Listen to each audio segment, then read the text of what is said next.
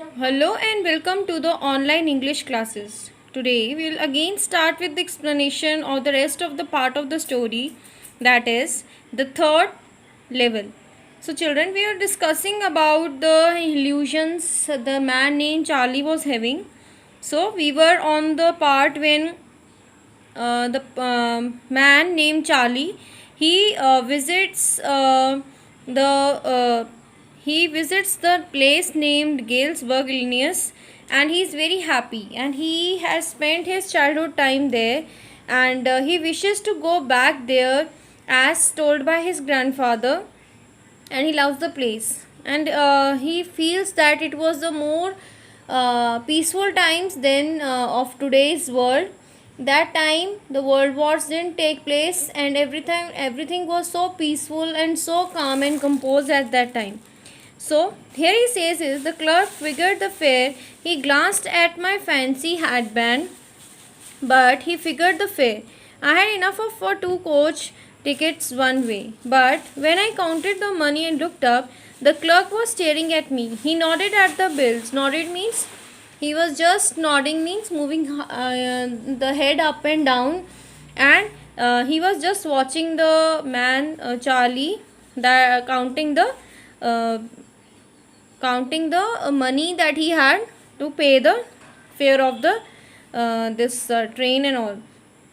That ain't money, mister, he said, and if you are trying to skin me, you won't get far away. So he bluntly told Charlie that it is not the correct money that you are counting here, and you cannot skin me means you cannot cheat me, and you cannot run away by cheating me.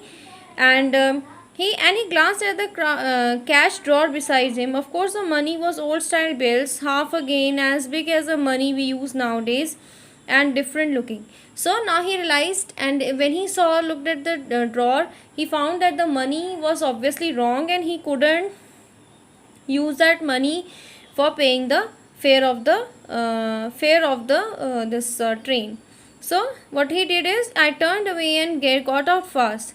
There is nothing nice about jail even in 1894. So he said that it was not a good idea, and if he messes up with the this person sitting on the ticket collecting the ticket fare, then he would be sent to jail if he tries to fool him. Then he says is, and that was that, means that was obviously the nothing to make a commotion about or nothing to argue about. I felt the same way, I suppose. So then he says is, next day during lunch hour, I drew $300 out of the bank, nearly all the money I had, and bought old side currency that worried my psychiatrist friend. You can buy money at almost any coin dealers, but have you to pay a premium? My $300 bought less than 200 in old style bills, but I didn't care. So now what he does is, he decides on buying the old currency. Now he converts his whatever money he had left as savings in his bank. He decides to convert and buy that from a person who converts the money, and he provides one with the other currency. So what he did was, he preferred buying the old currency, and he was very happy because the olden times, they were much easier, much cheaper than the days today. And he gives here an example, saying that in the 1894, the eggs of a dozen eggs, the cost was just 13 cents. So he was happy to go at a much peaceful place, a much cheaper place than the world today is observing. Now, would Charlie ever go back to the ticket counter on the third level to buy tickets to Galesburg for himself and his wife?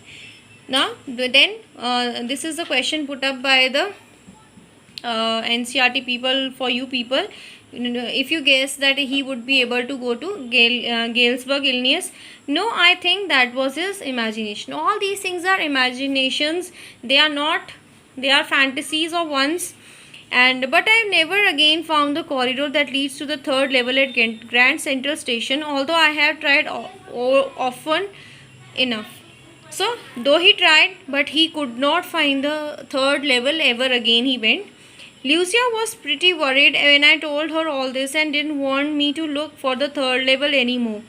And after a while I stopped. I went back to my old stamps. Now his wife was not happy and she was not willing to support Charlie for all that nonsense he was doing with his life. So now he has stopped looking for the third level and just resorted himself to collecting of stamps. But now we both looking every weekend because now we have proved that the third level is still there. Somehow he managed to convince his wife that there was the third level. So at the weekends when they had time, when they were free, they used to spend those 2 holidays of the weekends in looking for the third level. My friend Sam Wiener disappeared. So Sam here is the psychiatrist. He is talking about the psychiatrist friend he has talked about. He is disappeared. He is vanished away. Have proved that the third level is there. Nobody knew where, but I sort of suspected because Sam's a city boy and used to tell him about Galesburg. I went to school there and he always said he liked the sound of the place. So whenever the man named Charlie used to discuss the things about Galesburg with his friend, psychiatrist friend, he used to like the sound of the name of the school, the all the wonderful things narrated by Charlie was all liked by his psychiatrist friend, and that's where he is. All right, in 1894. Probably he is also vanished and disappeared into the year named 1894. Because one night fussing with a stamp collection, I found, well, do you know what a first day cover is? When a stamp is issued, stamp collectors buy some and use them to mail envelopes to themselves on various first day of the sale, and postmark proves the date. Now what happens is, the day the stamp is issued, certain employees of the post office, what they do is, to preserve those tickets with themselves forever, they just mail it to themselves with a blank paper inside that letter or whatever the envelope, and then in between there is just a simple plain paper, blank paper, that is put into the envelope, and they just post it to themselves to preserve that ticket forever, and they mention the date and keep it with themselves so that they could always know, they can always know when the date was, when the stamp was issued. So it is kind of preserving the tickets with themselves. So he narrates that night among my oldest first day covers, I found one that shouldn't have been there. But that was it. There it was. It was there because someone had mailed it to my grandfather at his home in Galesburg. That's what the address on the envelope said, and it had been there since July 1894. The postmark showed that, yet I didn't remember it at all. So he found one of the letters mentioned. The date was mentioned is 18 July 1894. And it was posted to his grandfather, who used to live in Galesburg at the time before the World Wars, what he has spoken about earlier in the chapter. So but he doesn't remember who posted it and all that.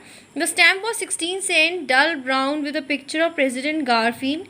Naturally, the envelope came to Granddad in the mail. It went right into his collection and stayed there till he took out and opened it. So the grandfather never opened it. The grandfather never had even opened the seal of the envelope. So it is. So he was a bit astonished and bit weird to find that it was all blank. Now when he opened it, the paper wasn't blank. It read. Though the paper, the thing that we just discussed is that first day covers that we just discussed, that but they all had blank papers inside it.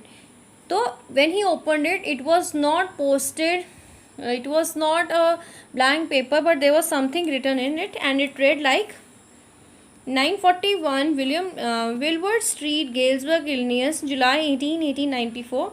Charlie, I got to wishing that you were right. Then I got to believing you were right. And Charlie, it's true, I found the third level. I have been here 2 weeks, and write down And right now, down the street at Delhi, someone is playing a piano, and they are all on the front porch singing Sing Nelly Home. I am invited over lemonade. Come on back. Charlie and Lucia. Keep looking till you find the third level. It's worth it, believe me. The note is signed by Sam. Now, who is the one who has written this note, and who is the one who has sent him a message to Charlie and Lucia? Is their psychiatrist friend, who even believed in Charlie, who had complete trust, and he was just fascinated by the things told by uh, grandfather too, that were some the good things of 1894 that were shared by grandfather with Charlie, and Charlie to his friends. These all things were shared among themselves, and the psychiatrist friend, he was so fascinated that he just had a vision of having found the third level, and he is now inviting Charlie and Lucia also to Galesburg, to the past, to live a peaceful life and to live a life that all they wanted to have. At the stamp and coin store I go to, I found that Sam bought $800 worth of old style currency. That ought to set him up in a nice little hay, feed and grain business.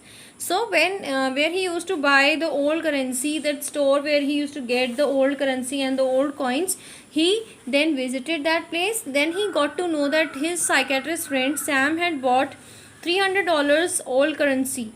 Now this ought to set him. If he would have desired, he could have opened a small grain and hay business over there, and he could have done well.